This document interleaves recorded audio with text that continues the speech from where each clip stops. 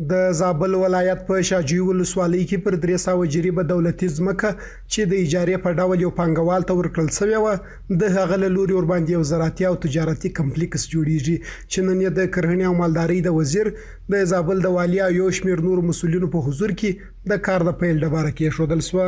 د دې کمپلیکس د جوړېدو مسؤل دلاور خان کوچي وایي چې دلته به د اوس لپاره د 100 میلیونه افغانیو په ارزښت 10 د وچې میوې تجارتي سرایونه 200 دکانونه هوټل او یو د تیلو پمپ جوړیږي چې نږدې 300 کسانو ته به د کار زمينه هم برابر شي.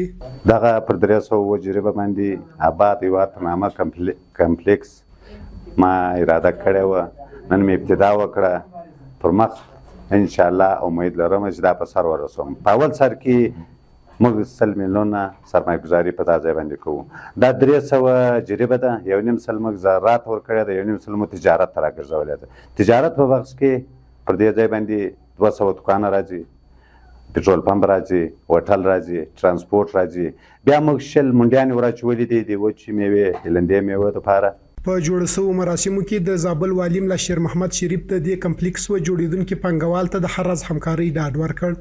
والي زیاته کړه اسلامي امارات هڅه کوي چې د افغانستان ټول وګړو ته د مشروع کاروبار زمينه برابر کړي چې تر ډیره برید د دې برخه کې کار سوی هم دی.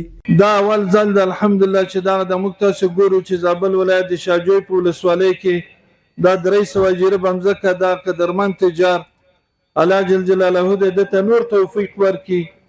نو هر چاته موږ د بلنه ورکو چې راشي افغانانو د پر یو کار زمينه مساعده کی. نو ان شاء الله العزیز موږ په خوا کې ولاړ یو، موږ سره همکار یو.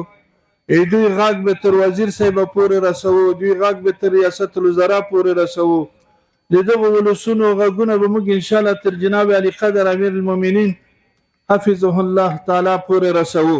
و جوړ شوو مراسمو ته د افغانستان د اسلامي امارات د کرهڼې او مالدارۍ وزیر مولوي عطاالله عمري هم راغلی او د کار د پیل ساحه یې نږدې وکتل. وزیر په خپل خبرو کې د زابلیانو د اتلولۍ ستاینه وکړل او ویل چې د امیر المؤمنین حفظه الله لوري د اجارې قانون توشیح شوی او د اجارې دغه سیستم یوازې د سرمایدار خلکو لپاره نه دی بلکې هر څوک کولای شي چې له دولت څخه ځمکه د کلونو لپاره په اجاره واخلي او ور باندې کرکیل او یا هم تجارت وکړي. و بل خبر هم دا دی چې اجاره یو سرمایه گذاران ته نه ورکول کیږي، هر فرد کولای شي چې اجاره اخلي. دا یو سرمایه گذاری د پاره نه دی. هر بزګر چې ولو کې 100 میلیون هم نه لري، 100 لک هم نه لري، 100 لک هم نه لري، ولو کې 1 لک هم نه لري، هغه هم کولای شي اجاره واخلي. هغه هم کولای شي چې 1 کال 2 کال 3 کال د پاره اجاره واخلي. ډېر ارزانه قیمت ورته ورکوي چې تر څو چې دغه یو ګوله ورته حلال سي، د خپل اهل عیال ته حلاله نفقه او روزي ورته برابر کړي. د یادونې وړ ده چې د دې کمپلیکس جوړېدل د زابل د ځان بساینې لپاره مهم ګام دی.